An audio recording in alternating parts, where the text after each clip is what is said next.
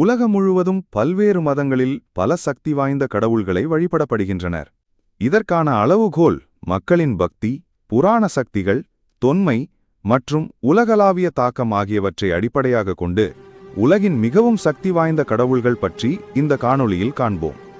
முதலில் காளி தேவி, ஹிந்துசம், அழிவு மற்றும் நேர்மறை மாற்றத்தின் கடவுள், சமஸ்த சக்திகளை கட்டுப்படுத்தும் சக்தி கொண்டவர். அடுத்து தோர், வட ஐரோப்பா சார்ந்த ஒரு புராண கடவுள், மின்னல், மழை மற்றும் பாதுகாப்பின் கடவுள், அசுரர்களை அழிக்கக்கூடிய சக்தி கொண்டவர்.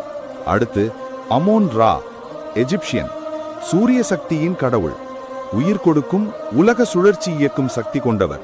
அடுத்து ஓடின், வட ஐரோப்பா சார்ந்த ஒரு புராண கடவுள், ஞானம், போர், இறப்பு மற்றும் எதிர்காலத்தை அறியும் சக்தி கொண்டவர். அடுத்து ஜூஸ், கிரேக்க புராணத்தில் வரும் வானத்தின் கடவுள் மற்றும் அனைத்து கடவுள்களின் தலைவன் என கருதப்படுகிறார்.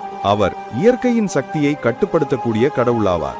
அடுத்து புத்தர், பிறர் மீது இரக்கம், மெய்யுண்மை, தவறுகளை அறிதல், ஆசையை நீக்குதல் இவையே அவரின் போதனைகளாகும். அடுத்து அல்லாஹ், இஸ்லாம், ஒரே கடவுள், எல்லா வல்லமை கொண்டவர், படைத்தல் மற்றும் முடிவையும் தீர்மானிக்கும் சக்தி கொண்டவர். மத நூல் குரான்.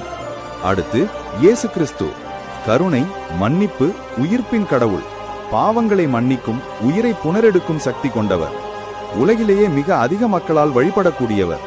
அடுத்து விஷ்ணு, ஹிந்துயிசம், பராமரிப்பு மற்றும் பாதுகாப்பின் கடவுள், ராமர், கிருஷ்ணர் போன்ற 10 அவதாரங்களை கொண்டவர், உலகத்தை சமநிலைப்படுத்தும் சக்தியுடையவர்.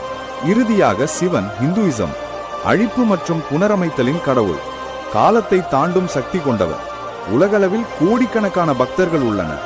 3500 முதல் 5000 ஆண்டுகள் பழமை வாய்ந்த கடவுள்.